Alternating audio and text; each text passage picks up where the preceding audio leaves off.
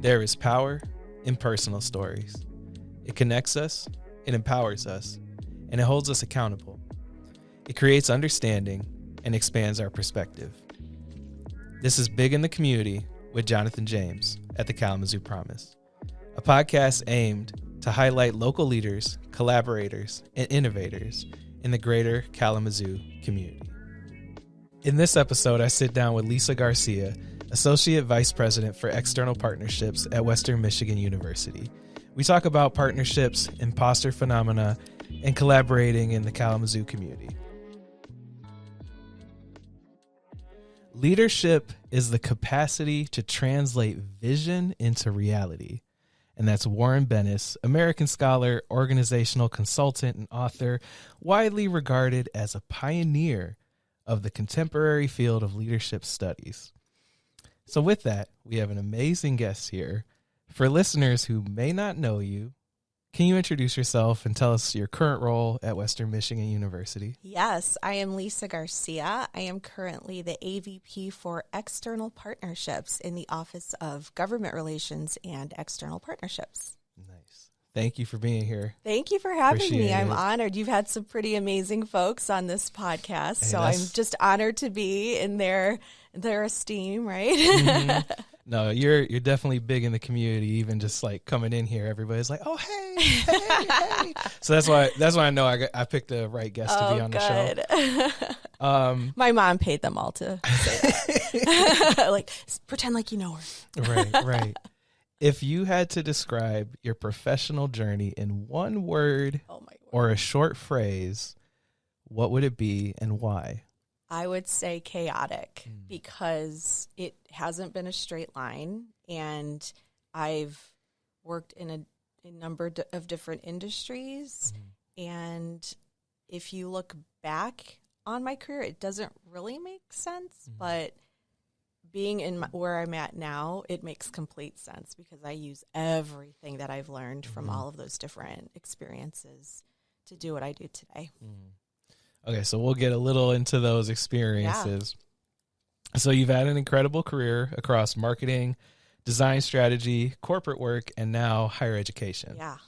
Can you walk us through your academic and your career journey from U of M to WMU, AVP for external partnerships? That's what's AVP?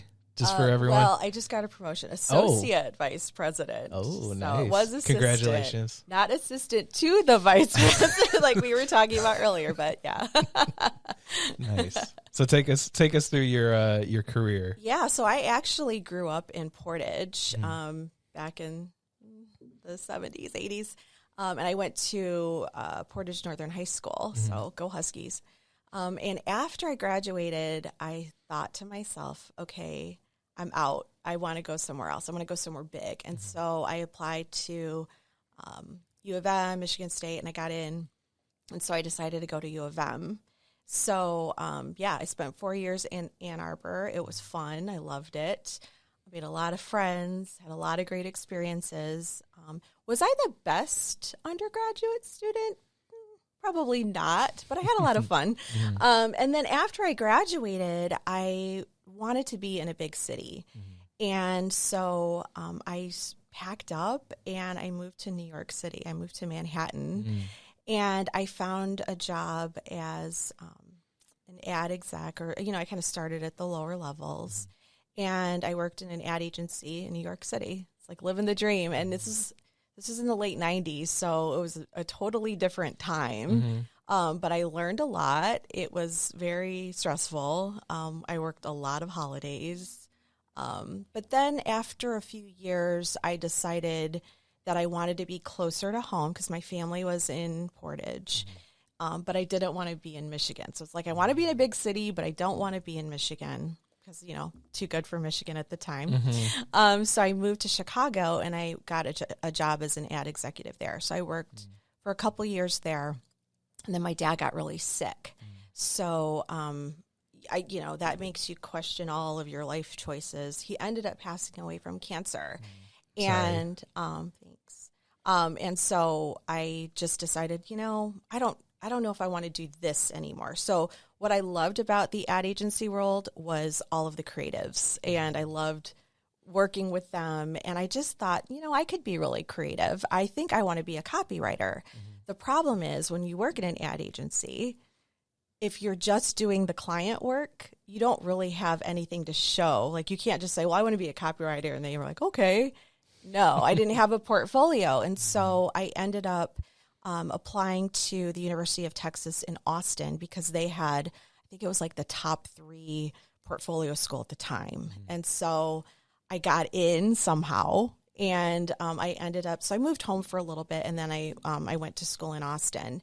And so I was probably in the program 2 months when I realized I shouldn't be a creative because as, creatives know,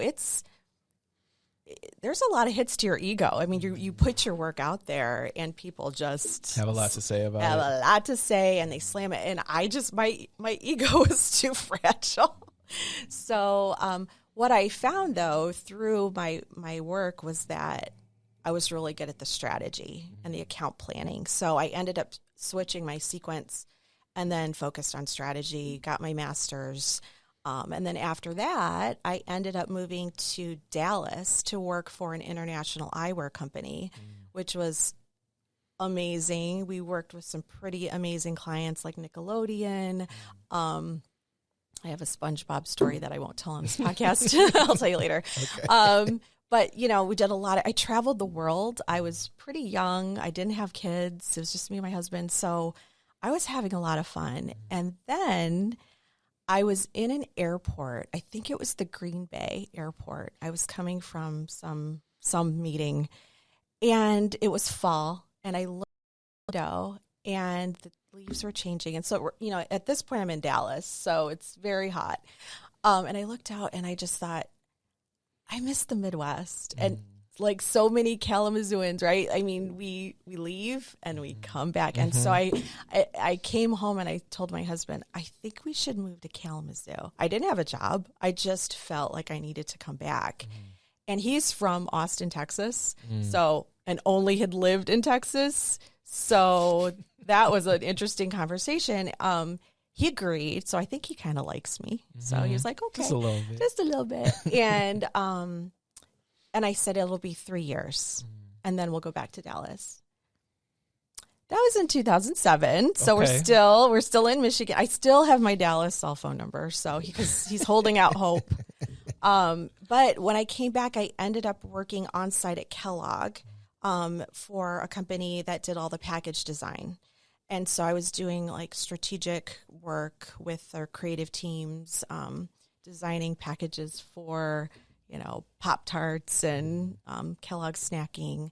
And so I did that for a few years. And then I saw this ad for this role at Western. They were starting a business engagement office to help businesses connect with the university. I really didn't know a ton about academia. I mean, I'd gone to grad school, but, I hadn't worked in that. And so I just applied thinking I'm not going to get hired. And then I just kept getting, the next interview. And so they offered me the role. I was shocked. And what they told me was, we can teach you the academic stuff, but you already have the business sense, and that's what we need. And so I started at Western in 2012, and I was the director of business outreach. So again, helping companies engage with the university, and starting some other things like a student-led advertising agency, because that was my background. And I did that for about 10 years. And then I got a call from my current boss, VP Jeff Brenneman, and he said, hey, do you want to come work for me on an interim basis, because we have this role open as assistant vice president for a community outreach, and we'd love for you to try it. And I said, okay, I just kind of said, yeah. And after about, 2 months, he said, what do you think? And I loved it. And so then I'm on the dark side. All my faculty friends were like, you went to the dark side of administration. And I ended up taking the role. And then it's morphed. So, I was in charge of community outreach, even though a lot of my background has been business, but I was helping to lead the corporate engagement effort until we could find a home for it. And that home ended up being with my office. And so about a year and a half ago, we changed our name, and now it's external partnerships. So I'm overseeing both corporate and community engagement. Whew. That was a lot. I know, because I'm old. So I told you it was going to take me a minute. It's not that you're old. It's that you have a very well-rounded experience. It's one of the things like we love to tell our scholars is that you can go get this full experience. There's like travel abroad with Western, someone who did that. Yeah. Two people in this room that did that. Go Broncos. Go Broncos. But there's something to going to other places and seeing how they do things and then bringing that knowledge back, which seems like you did in New York, Texas. It's crazy to go from Texas to here. Very, very drastic difference. Yeah. So just ask my husband. Yeah. Kudos to him for sticking through these winters. So you've described yourself as a recovering marketer. Yeah. What does that mean for you? And, how does that background shape your work today? So marketing is something that it's involved in everything that I do. That was my focus. I just thought I was going to die as a marketer. I never thought I would go into higher ed, but I say recovering because again, in my role, I bring a lot of the marketing talents and skills and experiences to it. So just to give you an example, when I came to Western, what I noticed was that a lot of the, hate to pick on faculty, but you'd go to these presentations and they were just like visually awful, right? And it just inside, I just just cringe a little bit. Cringe when I would see, and even today I'll look at presentations like, there's Canva, y'all. Like they didn't have those tools back then. So when I came to the university, I would always get comments like, your presentations are so visually pretty. They're beautiful. It's like, yeah, because I'm bringing in all of my skills, and I couldn't just do a, PowerPoint template. I mean, you have to make it pretty. And so, things like that, or even just when I'm out in the community, being able to tell the narrative, right? You want to be able to talk about what Western can offer community, what Western can offer students, what Western can offer businesses. I mean, but you have to be able to do that in a short way, right? Like you can't spend an hour just extolling all the virtues of Western. You have to be able to, really get to the meat of something. And so marketing helps tell that narrative. So I use my skills every day. I don't think I would ever go back to it just because it's a lot. And I don't like working holidays. I like to have a little bit of time off. So, but it's cool. I like to bring, again, those skills into what I do every day in academia. That's awesome. It's something about bringing a holistic approach even to your professional career, bringing every piece of like, okay, I worked here. How does that fit here? I worked at this place. How does that fit too? Yeah. So it's good to see that in action. As a Latina leader and first generation community college scholar, what parts of your personal story have most shaped your leadership style? Yeah. So, growing up again in Portage, Michigan in the mid to late 70s, 80s, I didn't see a lot of leaders that looked like me. Most of the leaders that I saw, and even I would say up to well into my career, excuse me, let me get some water, white male leaders, right? And it bothered me because I knew so many Latina women who were powerful, who were amazing, who got stuff done, but I wasn't seeing them in my career. Like, and I would say that I was oftentimes not only the only Latina in a company, the only person of color. So when you're the only person of color, you feel that you're representing all Black and brown people, right? Like if I mess up, then everybody's going to look at me and they're going to judge and it's kind of a lot of pressure. So, but I've seen the strength of Latina leadership. And so, and when I was, doing a lot of work for my dissertation and reading about Latina leadership, it's still, there just aren't a ton. And so I know they're out there, right? And so, that's part of the reason that I helped to co-found AS, because again, I knew that we were out there, but there just didn't seem to be a space for us, or I just didn't see it represented, and things are changing, right? But I just don't think they're changing fast enough. Right. So, so being a Latina leader, especially going through AS and doing the doctoral work, it just has really helped me bring my authentic self to work, to spaces. I often felt like I couldn't before, right? I had to fit in. I had to assimilate. Right. Because again, this is 70s, 80s. My parents, they didn't teach us Spanish because they thought it might hold us back, right? There was maybe one other Mexican. There was just so bringing all that into and being able to just be authentically me. And I still struggle with it, but I think that now things have been changing, and we have groups like AS where you can be your authentic self. You can lead from an authentic space, because that's what truly people want. They don't want a fake leader. They don't want somebody that they can't relate to. They want somebody who is authentic and real, right? Keep it real.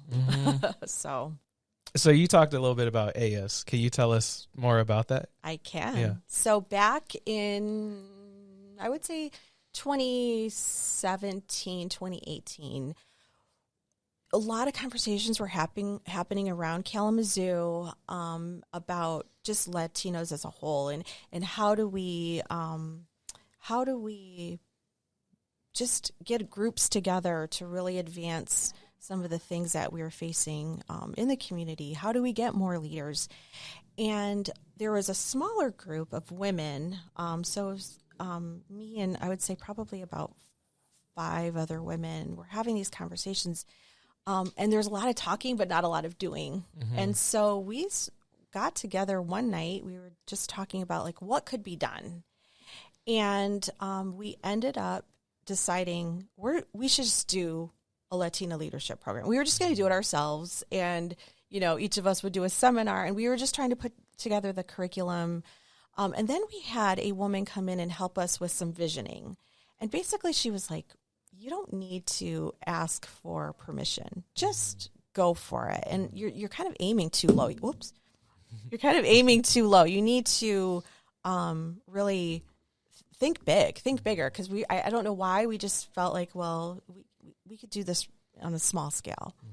And so with help from a grant from the Kalamazoo Community Foundation, we were able to put together this leadership program called AS. And we were able to bring in a renowned Latina leadership expert, Juana Bordas, who came in and helped us with our curriculum, because so many professional development things that I go to, it's basically just teaching you how to be, another male leader, white male leader, conform, and there wasn't a lot out there for, how do you be an authentic Latina leader? And so we created this curriculum so that we could be more authentic and just culturally responsive. And we ended up having our first cohort in 2019. So there's about 25 women that went through this leadership series. It was 6 months. It was intense. We started out with a retreat, lots of tears, lots of dancing. But it was pretty awesome to see, wow, there are other Latinas like me. And we're also different too. I mean, so the same, but also so different.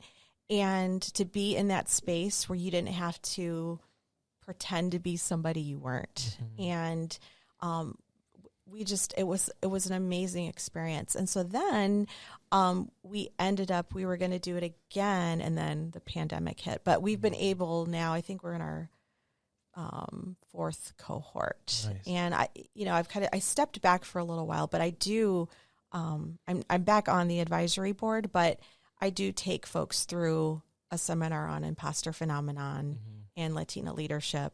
So, I'm able to contribute that way. And then now I'm on the advisory board. So we want to continue for as long as we can. So now we have this network of powerful, awesome Latina women.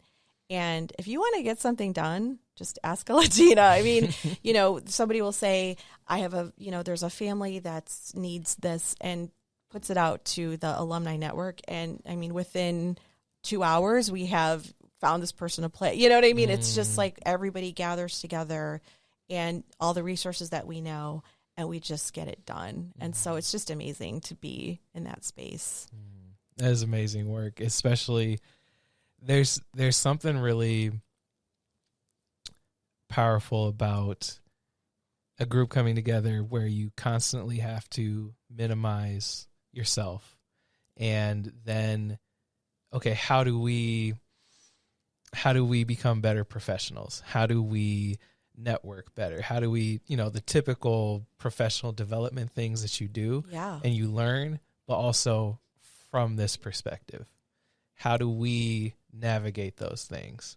And it's not easy work. Right. And like you said, even as you started, you said like, let's do something small. Yeah. Because it's like, let's not like rock the boat too right. much. Exactly. But then that even comes from like feeling that minimization. Like I have to make myself smaller, the things that make me different, before I can make something that's unique and stands out. So there's a lot that goes into that. So I just kudos to your work and what you're doing. Thank you.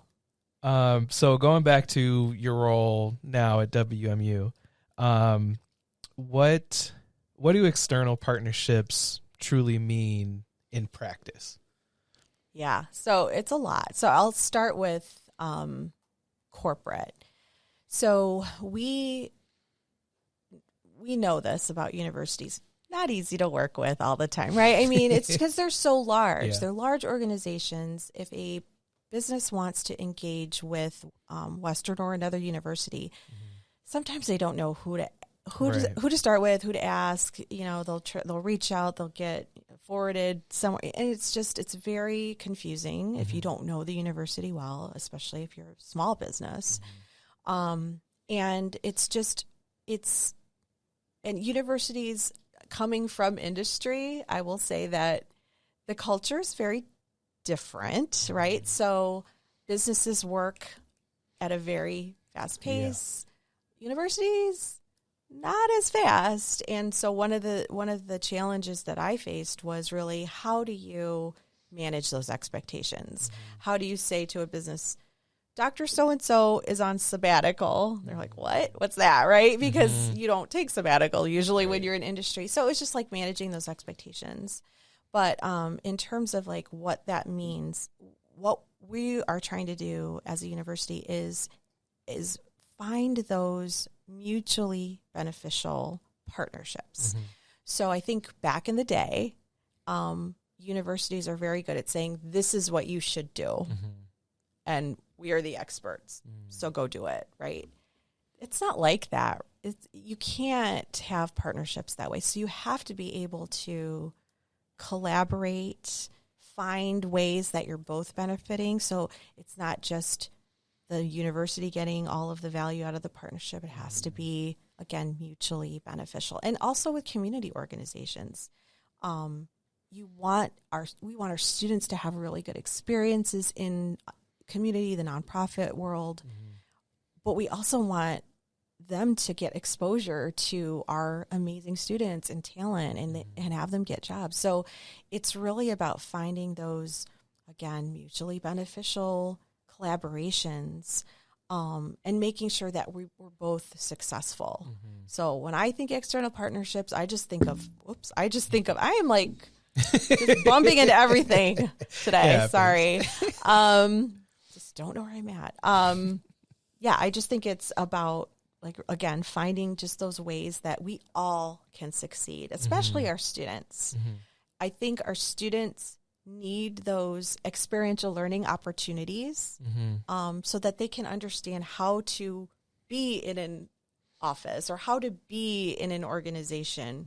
You don't know that unless you've tried it, unless you've had some experience. So in terms of external partnerships, we're always looking for ways to provide those opportunities for students. And I know that you guys do that because I've seen you so much, like just in passing or at different community events. Yep. And then even new President Russ, like I've seen him, he's done listening sessions where people just ask questions. No idea what they're going to say. Oh yeah. You know, but he like still responds in a great way. And it's just, it just speaks to the leadership that you guys have and just the intentionality behind the partnerships that you're trying to form, even just showing up to local nonprofits, like the things that they're doing, speaking there. Can I say something about that? Yeah. So a lot of people tell me, I see you everywhere. And sometimes people are like, it's really obnoxious. But when I started, I went on a listening tour, and what I heard was, we don't see Western in the community. So I took that as, oh, okay, you don't see us, just wait.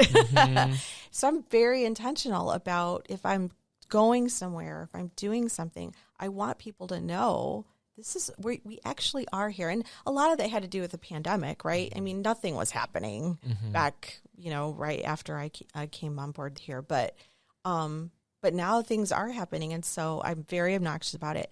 And with President Cavaluna, what he told us was, get me out into the community. So all of our work really the last, since July 1 has been get him out there because he wants to hear from the community. So we've gotten him in front of community organizations, businesses, his listening to, because again, he wants to show that Western is in the community, Western cares, Western wants to be a good partner. So I think the last 6 months, all of us have gray hair, wrinkles, but, but it was worth it because now I go into the community and they'll tell me, oh, we saw your president here. And it's like, okay, good. We're doing our job, and he's doing his job. So he's a great representative for Western. Yeah. And even before the podcast, when we were doing our warm-up questions, I asked you, like, what does success look like? And you talked about lifting others up. Yeah. And even as an organization,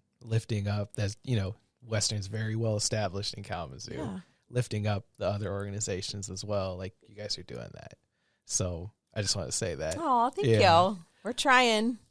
So you mentioned imposter syndrome, imposter phenomenon. Yeah. So you're recognized as like an expert. In that, well, there's my imposter phenomenon. No, I'm not. I've seen you do a presentation about it. Yeah, and I think you're an expert on it. Thank you. But how did you kind of tell us, like, how you kind of like went in that direction, or how you became so interested in that topic? So I always show a picture. I don't know if you've seen it, but I show a picture of me from high school. And I have bangs up to here because that was the style at the time. And I always tell people, this is when my imposter phenomenon or imposter syndrome started. And the size of my bangs directly correlates the number of years I've been dealing with this a lot. So, So somebody asked me to speak at a conference. And I had done, along with some colleagues, we had done an article on the gendered wording of presidential advertisements. So what we were trying to see is, in higher ed, especially in community colleges, when they are looking for a new president, what is the wording that they're using? Is it gendered? So if they're saying, we're looking for a strong leader. If you're a woman, sometimes you don't identify with that. And so you might just say, that's not me. And you won't apply, although you probably would have been a wonderful candidate. So that's kind of where that's started. And so somebody had heard me talk about that, and I had started reading about imposter phenomena, and I said, oh my gosh, that's what I have. And so they asked me can you do just a presentation kind of bringing that all together? And I really didn't want to do it. And then the pandemic hit.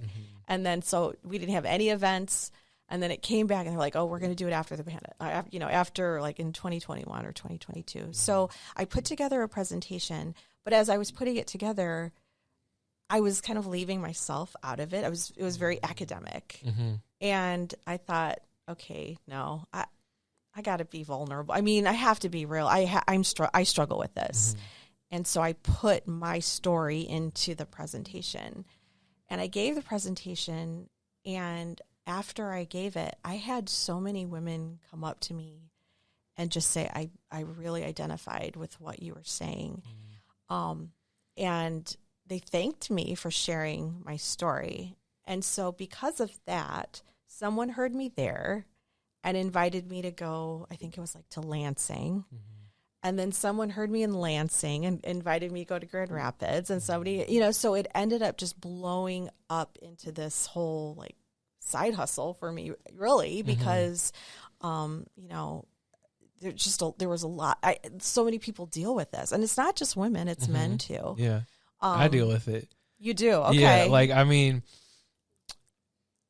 since I've been in this role, or like even my last role as like community engagement, it's still just like, okay, I got to show up, be in these rooms, put these dress clothes on, and like even meeting with different people with big titles, even like meeting you, I was like, oh gosh, this is the AVP of come on. external. No, seriously, like it's. I think it stems from just unfamiliarity, where I haven't been in rooms with people like this, and so in my mind, it's, oh, this is like another level, like the CEO or the executive director. That's a whole nother level that I'm not there yet. But I could be.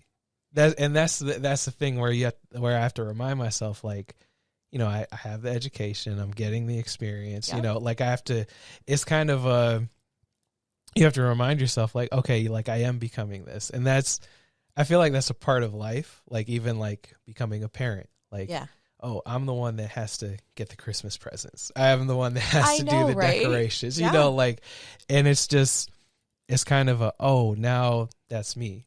Like you have to remind yourself, like these people went through the same things, go into the same things. Like, did I wear the right suit? Did I put on the right tie? When I interviewed the people around the table, one of them said my tie looks sassy.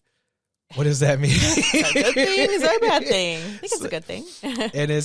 And even just like the awkwardness of meeting people. Yeah. Like whether it's work or just like as friends, like there is that personal connection is already a little tense, or you're a little shy, or you're a little nervous about it going right. Yeah. And then you tie in money or success or things like that. Yeah.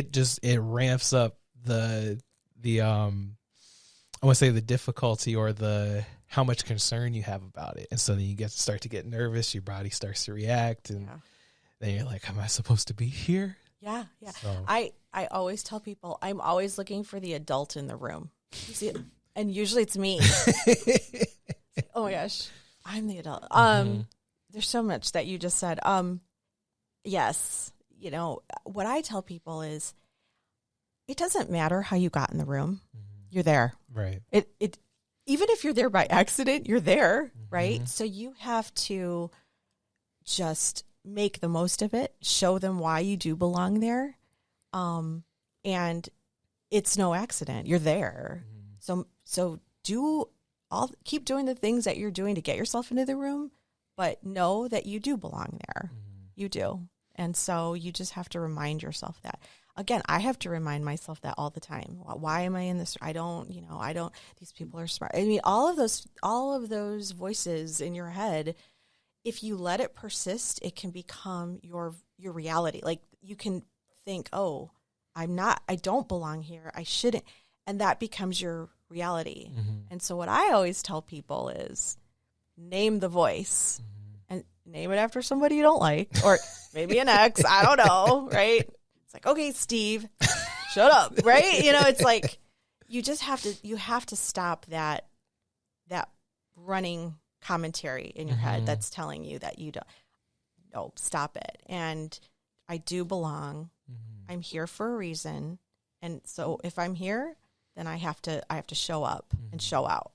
So thank you for that. It was as much for me as it was for you. To tell myself that. So as far as imposterism, I'll put an ism to it. Yeah. How does that show up for students or professionals or like senior leaders, like in your experience? Yeah. So academia was not made for people that look like us, right? And I think a lot of students sometimes feel that they don't belong. These other students are smarter than me. How did I get in? Students deal with that. Graduate students deal with that. I know. I'd hear it all the time. They must have needed more people.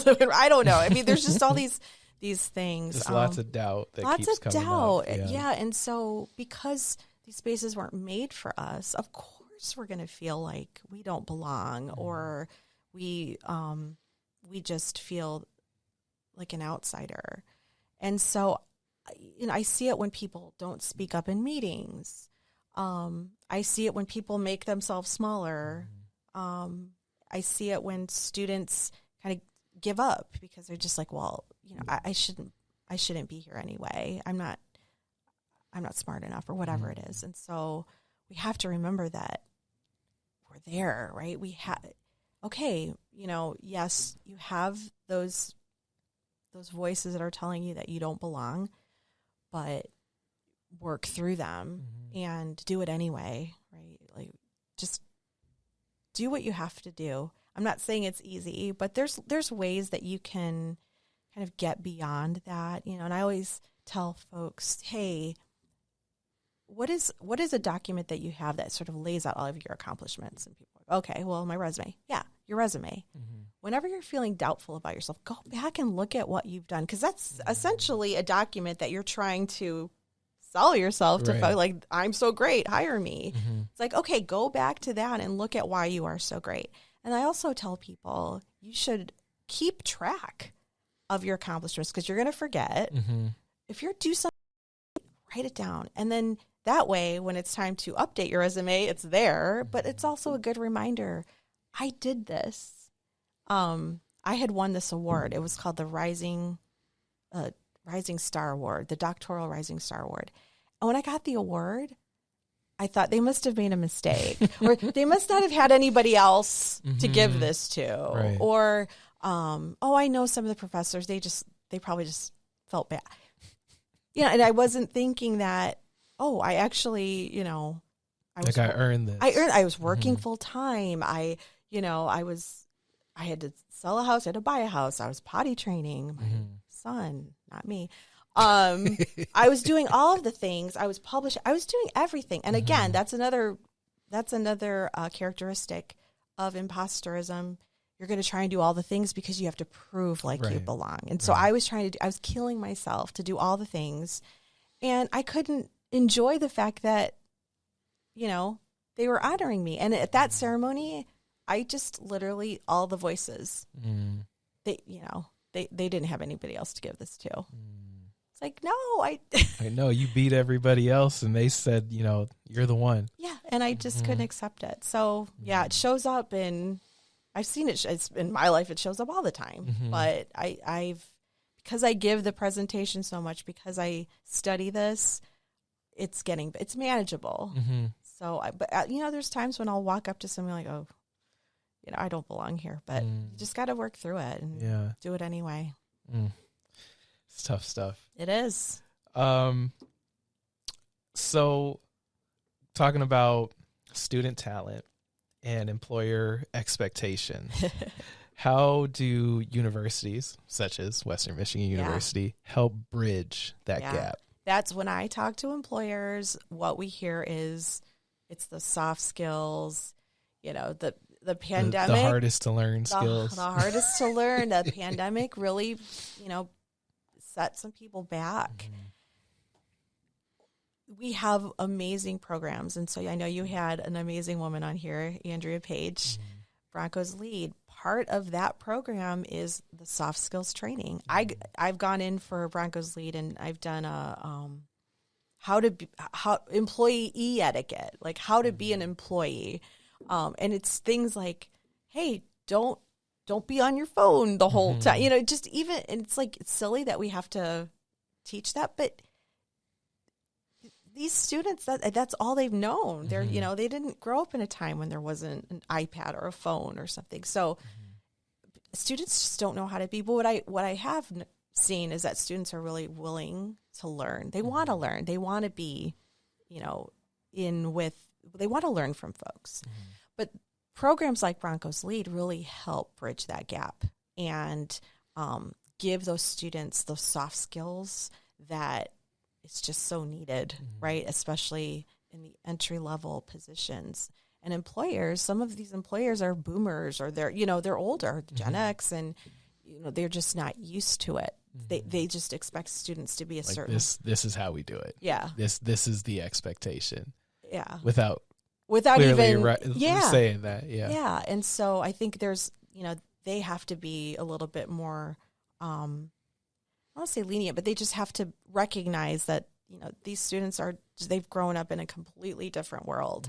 And so there has to be a little bit of grace on both sides. Right. Because we all make mistakes. And if you're new to something, it's natural that, you mess up or you kind of lean into what rather than like, what was I taught? How was I supposed to show up that I learned in a workshop that I did a couple months ago? Like you tend to forget those things. And I still, I'll pull out my phone every once in a while on accident or just like, cause it might be a nervous tick where I'm like, minimize and then start scrolling. That stuff happens all the time. So what do you believe Kalamazoo does exceptionally well when it comes to collaboration? It's a big question. Yeah, that's a big question. What I love about the Kalamazoo community is that people are just all in, right? And people love Kalamazoo. And like I talked about earlier, a lot of us leave and they end up coming back. Get pulled back in because it's such a lovely community. So what I found, especially with collaboration, is that people, they want to solve problems. And I haven't seen a lot of like the hierarchy. I feel like people are willing to just collaborate without, I'm at this level, I can't collaborate. No, it seems like everybody wants to get together and solve the problem. Do we agree on how the problem should be solved all the time? No, but lots of dialogue.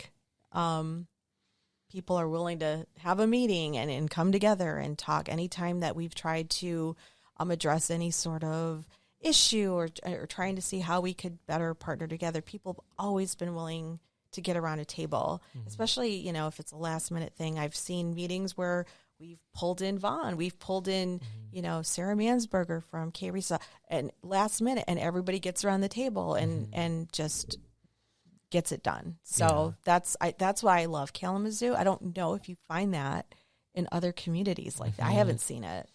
Yeah, it's interesting just like talking about leadership and how people come together in collaboration. There was a video that I just watched about decision making, like in teams, and showing why the importance of having a diverse group come together and make decisions are actually like made faster. There's a consensus rather than if you just take everybody's individual thought Yeah. and collect those different, like if you were to vote on something, that there's more consensus if you actually let those people talk and deliberate first. Yeah. And it happens faster. Everyone feels better about it because everyone's voice is heard. But it's just interesting because Kalamazoo just kind of naturally does that. Yeah. Where I'm like, there's studies on this and we just do it. We just do it. So yeah, we're doing something right. Well, I mean, and they say research shows diverse teams are much more innovative and diverse groups are much more innovative. Hence Kalamazoo Promise, right? Innovation. Yeah. This wasn't done 20 years ago. And now we have 20 years. Oh yeah. Gotta do a plug for the book. Available on Seeding Hope, 2 decades of promise. I mean, this is amazing, right? Yeah. And now I was just at the PromiseNet conference, and how many people from around the country were in that room. We sat next to some women from Kansas. Yep. And they were just talking about how amazing, so it was so cool to see that. It's like, okay, 20 years ago, this wasn't around. But when a group of people decide to partner together and collaborate and just innovate, look what happens. Yeah. And that's part of why we still come together as PromiseNet, bringing all the different promises together. And as we were just talking about this morning, is sometimes people think, oh, because we were the first one, we know everything. But we come together because there's new stuff that's happening at other ones that we're like, oh, we didn't think about that, or we don't do it that way. Yeah. And there is one promise that I think is so cool, that when a student enrolls, the parent can also enroll. I thought that was so cool. Like that blew my mind. I was like, that's really like 2-gen approach to do that. Little plug for the board or whoever in leadership. But anyway, how do we, as far as like, say, community healing and student success, what does that look like to you? Community healing and student success. Very vague. Yeah, no, I think honestly, and this is going back to like marketing communication, it's the dialogue, it's communication, right? It's understanding the needs of others without telling them what you think they should be doing, right? So having those dialogues, especially for healing, when you're in a room with folks and people are sharing stories, especially really hard stories, the empathy, the compassion, right? Or the sense of, I went through that too. That's just something that's completely, I don't know what the word I'm trying to say is, but it's just like, you don't feel so alone, number one. It's an instant connection. It's that connection, right? And so I think, especially with students, I mean, having dialogues and learning about each other. And students are facing some really tough things, like things that we didn't have to. I mean, I didn't have to. I mean, I know you're younger, but just they're facing things that we just never had to deal with, think about. And it's hard. It's hard to be a student. I don't know if I'd want to be a student. I mean, it's just hard. It's a different world. So I think that communication, dialoguing, being able to see other points of view, talking that through, and not making it well, I don't agree with you, so we can't talk about it, right? It's like, no, let's talk about why we maybe disagree, or maybe tell me more about your point of view. And then when people explain, it's like, oh, yeah, I mean, I get it, right? And then you have that empathy. I don't know if they answered your question, but no, it does, because there's not a perfect solution for it. Like I always throw out a silver bullet question, like if you could change one thing about Kalamazoo, what would it be? Or Mexican food. Well, yeah. Sorry. Or like I'll ask questions like that. Yeah. But the thing that keeps turning into is like, oh, it's not that simple. Right. Like there's so many compounded things. Yep. so many layers to it. And as we like peel those things back, it's like, oh, like even 20 years ago, starting the promise, we started the promise, tuition's covered. It should go to school. Why isn't that happening? Or why is it not happening where every single one goes to school? Mm-hmm. And that's like, oh, peel it back. Oh, there's this issue that we have to deal with. There's this barrier. There's this thing. And then you keep building on that.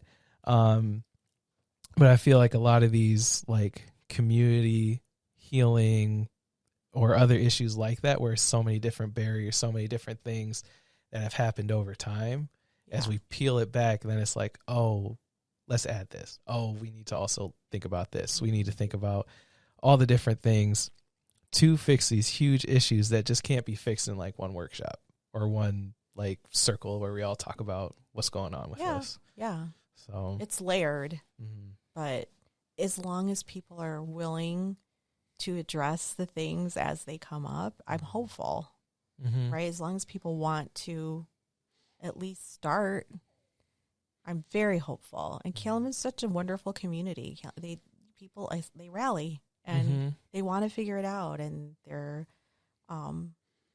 want to help. Yeah. So how can people get in touch with you and get connected with you and help you with the work that you're doing? Yeah, so they could go on our website, wmich.edu/ I think government is where our website is housed. But if they want to at least engage with the university in any way, feel free to reach out to me. You probably know my manager, Chang Kidson, because he's everywhere too. Yeah, he is. Yeah, okay, I knew it. Everybody in there was like, yep, we know he is. Yep, and that's why we hired him, because he is so in the community, and he's just wonderful, and he's another person that wants to, let's solve the problem, let's get people around a table. So yeah, you can go on the website and contact me that way, and if there's ways that you want to engage or ideas that you have, I mean, we have a new president. He's open to hearing, right? And so I'm open to hearing innovative ideas. We can't do higher ed the way we've been doing it. I mean, it's changing. So I'm always up for partnering, innovating, all the stuff. Nice. Do you have any questions for us? I say us because sometimes they'll get on the microphone too, if I pressure them enough. Any questions? Why do you all love working at the Promise? Oh, gosh. I need at least one of you guys to help. This is my favorite part, having them get on here. Why do we like working for the Kalamazoo Promise? Yeah. So for me, both of my parents are both immigrants from Mexico. And so having a resource like the Kalamazoo Promise, I honestly do think was the difference between me going to college and not going to college. You know, because just hearing the financial burden from other students, it just sounds, I don't know. I don't know if I would have wanted to put that on myself and also on my family. Right. So that's why, I don't know. I just love to return the favor and also just highlight the great work that everybody's doing here. So, and I would say culturally, as a culture, we don't want to be in debt to others, right? No, and exactly. so it's an issue. Yeah. But now that you had this gift, yeah. I mean, it's truly a gift. No, it's a blessing. It's a blessing. Yeah. And I think about it almost every day. Similar to yours, just I'm not where I am other than grace and the generosity of people I've never met and people that I have met. It changed my life for sure. Try not to get emotional. I know, for real. Wiping away a tear. And I might get a little emotional. There was a video I just saw, and it was a celebrity who was saying that his life drastically changed when his father passed away, because he realized that was the one person who wanted him, the one man who actually wanted him to be better than he is or was. And like, that was the one person who said, like, I'm proud of you, like, was that motivational person for him. And then he was gone. But then to see people who just said, you know what, we want you to do better, be better, and we don't even know you. That's that's huge. So, yeah. Yeah, that's my answer without. That was so lovely. But it really makes me think about what am I going to leave behind? Yeah. How do I create impact? And it always goes back to that. Like, you know, it's a job. Like, it's a job like any other job, but it is enjoyable. And then I think it's one of the best missions to get behind. So that's why I enjoy it so much. It's always the mission. It's always the people we serve. And then the people that we get to meet along the way. So yeah. Oh, that was wonderful. You gonna hop in? Yeah. Hop in. Alrighty. Why do I enjoy working at the Promise? Well, it's also a Promise alum. I didn't know I needed the Promise until I needed the Promise. Oh, yeah. Excuse me here while I get situated. I didn't know I needed the Promise until I needed the Promise. I think I went like my first couple years of like undergrad just being alone and not like seeking out resources and stuff like that, especially when I desperately needed help. Trying to navigate studies as a student in a different environment, not really knowing a lot of the things that I was struggling with, like struggling to like study and struggling to retain information and struggling with test taking because of the anxiety that just comes with test taking, especially when you're in a classroom with other people and it's like timed and it's like, oh, I gotta like, so my lack of not reaching out and my lack of not, you know, taking initiative in doing so, you know, caused me to fall behind in certain areas. And I think it was when I needed the Promise to be able to seek out, you know, opportunities to maybe take a step back and maybe go half-time instead of going full-time, so that I can be able to work, pay bills, and still go to school without the pressures of having to, you know, as well as life and trying to navigate all of that. And I think just having the Promise here and having the people that were in place at that time to guide me and to give me that reassurance, like, you know what, it's okay to fall off a little bit. It's okay to, you know, we're here to get you back up. We're here to, you know, dust you off. We're here to now realign you with that path. And I think through, as a student, having that support and then being an intern here in my last year of school and then having that support and then now working full time for the organization is really just reinforced so much about, like, I didn't know I needed the Promise until I needed the Promise. I like that. And it has a way, has a way of just kind of circling things back around in your direction. It's just like, okay. And then bring it all full circle to be able to now tell and to help, you know, highlight other stories that are either similar or different to mine. And regardless, it's rewarding. It's rewarding. And when somebody, you know, the worst thing that somebody can feel is alone. Like they don't know, or there's somebody can't relate to what they're going through.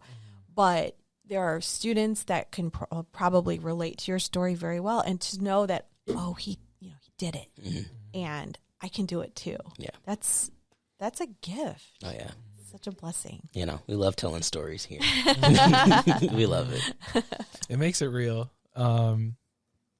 That's real. The storytelling piece of it, it brings it all back. It connects people to it, and I think that's what makes it so powerful. But even in any situation, in any workplace, that needs to be part of it at some point. So you remember why I'm here, why I built up my resume, how I went to all these different places. What are the connections that continue to happen? What can I help connect us to? Who can I connect us to? So yeah. I love that. That's my favorite part about my job. I get to connect. Oh, you have a need, and I know somebody here that can meet that need. You guys should meet, right? And anytime I'm having a bad day, I think about why am I here? Oh, it's the students, and a student is going to get help, and that makes it worth it. Yeah. So. Oh, all right. Coming up for air. I know. Where's the tissues? Right here. Okay. If we need them. Y'all are prepared. Yeah. Thank you so much. Oh, thank really you. Appreciate this was you. Wonderful. I loved the conversation and the opportunity. Keep doing the amazing work that you're doing. Thank you. Thank you. Yeah.